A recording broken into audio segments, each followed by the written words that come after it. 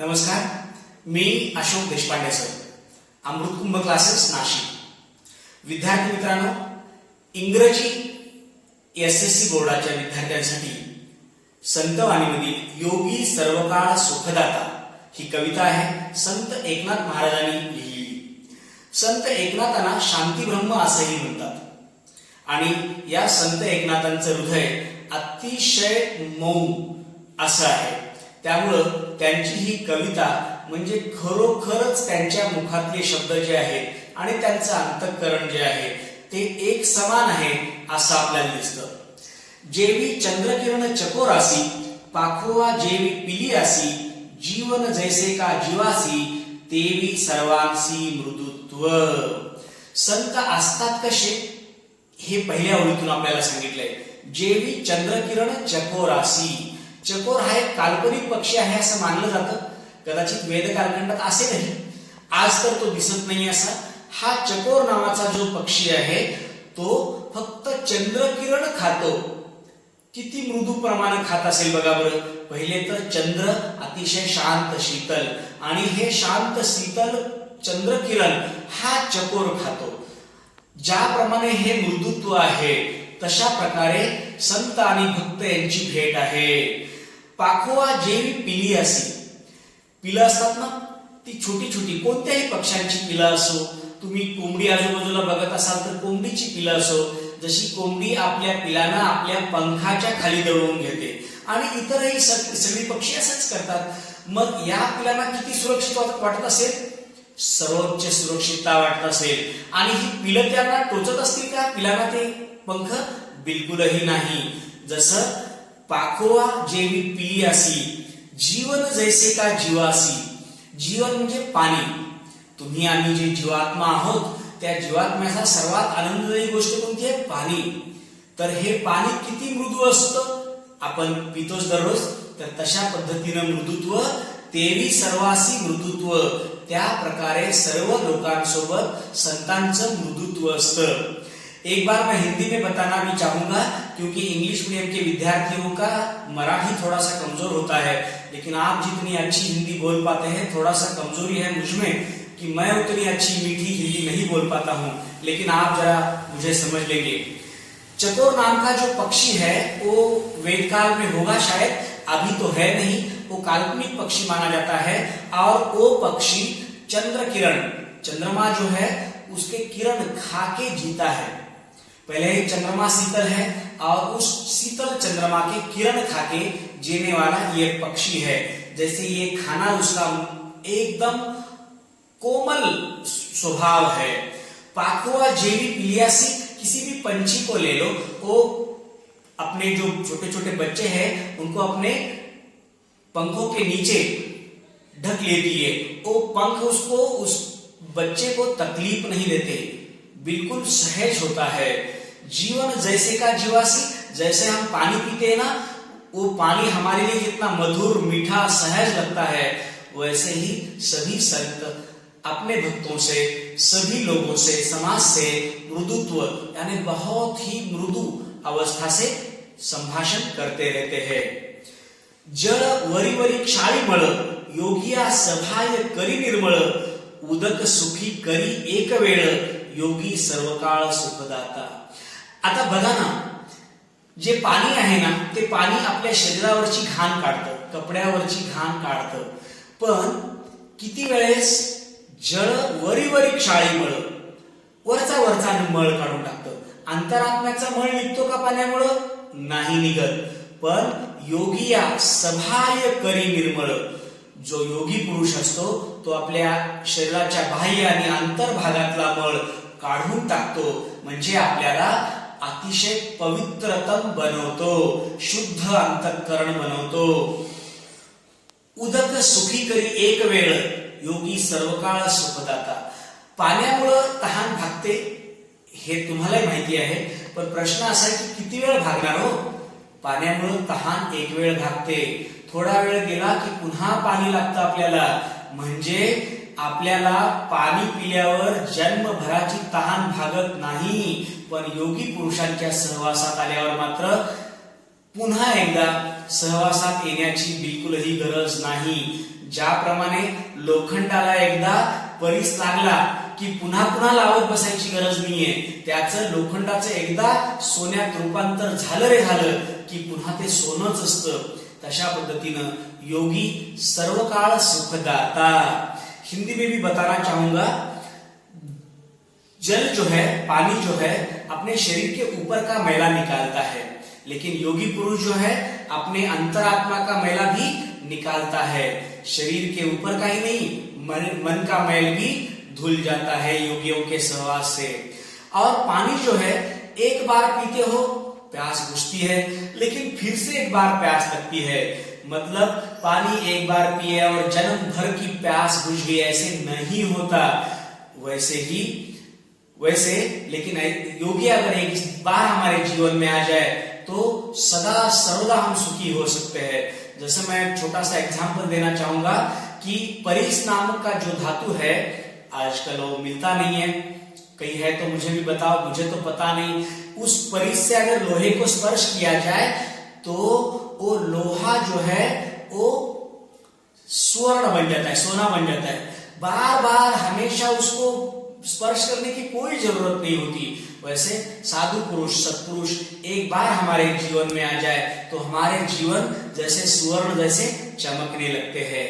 उदकाचे सुखते किती, सवेची क्षणे तृषिते होती, योगिया दे स्वानंद तृप्ती, सुखाशी कृती पै नाही. उदकाचे सुख किती किती वेळ राहतं आपल्या मनामध्ये सुख.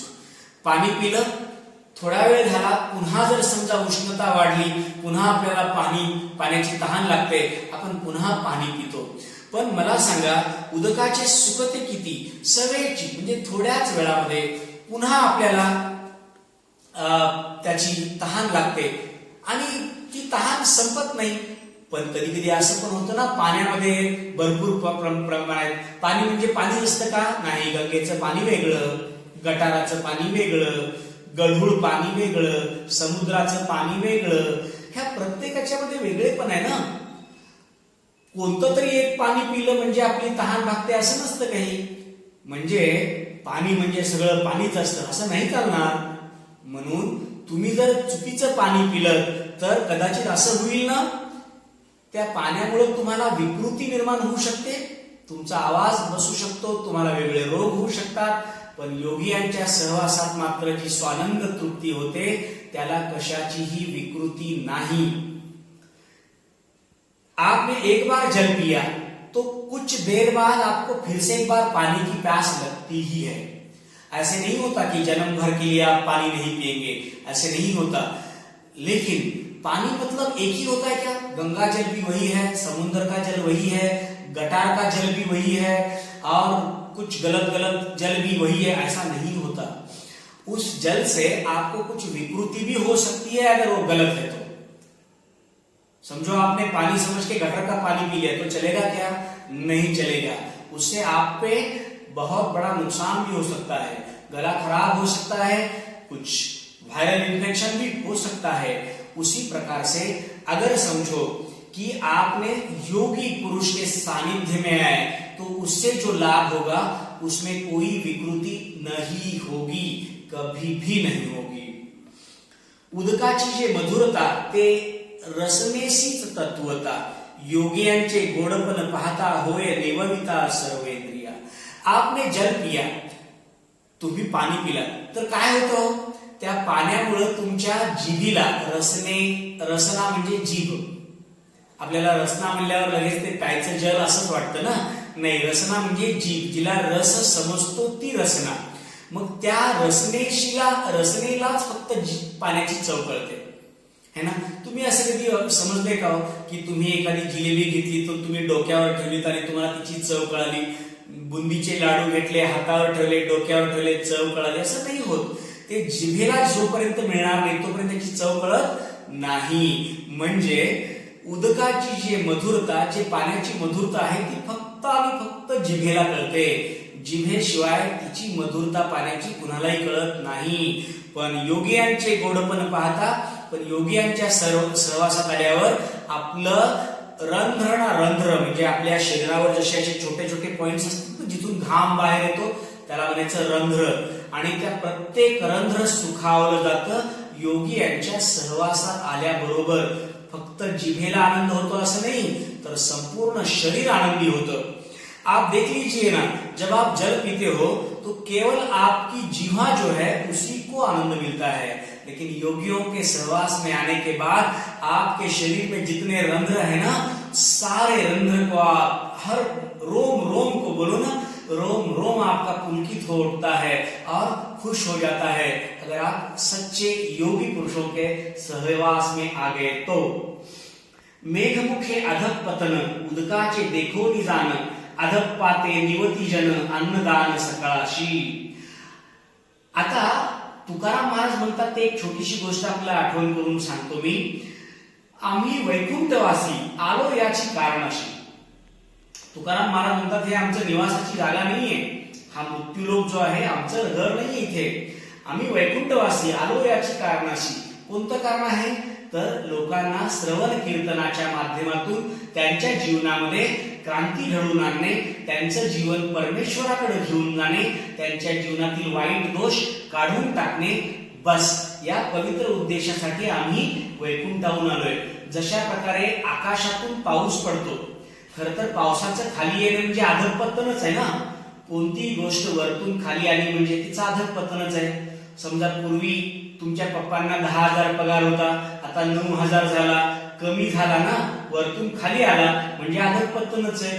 अगदी तशाच पद्धतीनं आकाशातून मेघ खाली येतात म्हणजे त्यांचं अधःपतन आहे नाही, पण त्यांचा उद्देश काय, जन निववी उदकाचे देखोनी जाणं, अधप पाते निवती जन अन्नदान सकाळशी। सर्व लोकांना त्यामुळं अन्नदान होतं, शेतात पिकतात, शेतामध्ये रास होते आणि पशु पक्षी सर्व प्रकारचे प्राणी आनंदी होतात आणि त्यामुळं मेघाचं वरतून खालती येणं, मेघ म्हणजे पावसाचं वरतून खालती येणं, हे अधपात होणे नाही आहे। बारिश ऊपर से नीचे गिरती है, मतलब ये नहीं है कि ऊपर से नीचे गिरती है तो इसका मतलब उसका अधपात हो गया, उसकी लेवल जो है कमजोर हो गई, ऐसे नहीं है। क्योंकि उसका उद्देश्य क्या है ऐसे करने के पीछे, ऐसे करने के पीछे उसका उद्देश्य है कि सभी खेती जो है वो खेती धन धान्य से संपन्न हो जाए, सभी पशु पक्षी सभी जीव इंसान सभी खुश हो जाए, और इस उद्देश्य से अगर बारिश नीचे आती है तो उसका उद्देश्य सफल है, अच्छा है, पवित्र है। तैसे योगी असि खालुते येणे, जे इहलोकी जन्म पावने, जन निववी श्रवण कीर्तने निज ज्ञाने उद्धारी। जिस प्रकार से मेघ ऊपर से नीचे आता है उसको पाप नहीं लगता, उसी प्रकार से योगी पुरुष जो है वैकुंठ के रहवासी है, उसके बावजूद वो नीचे आ रहे, और अगर वो नीचे आ रहे हैं तो उनको पाप नहीं लगता या उनकी लेवल कमजोर नहीं होती, वो परमात्मा से कम नहीं होते किसी भी कारणवश। परमात्मा और योगी पुरुष इसमें कुछ भी असमानता नहीं है। संत वही है जो परमात्मा है, परमात्मा वही है जो संत है। मतलब हमें संत और परमात्मा में कोई द्विधाभाव नहीं करना चाहिए, और ये संत हमारे रक्षण के लिए, हमारे जीवन में अच्छाई के लिए वैकुंठ से नीचे आते हैं और हमारे जीवन में श्रवण कीर्तन माध्यम से हमें ज्ञान देते हैं।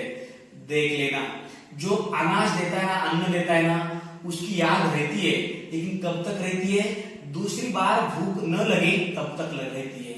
अगर किसी ने कपड़े दिए आपको तो उसकी भी याद रहती है, कब तक रहती है, जब वो कपड़े फटके खराब हो न जाए तब तक रहती है।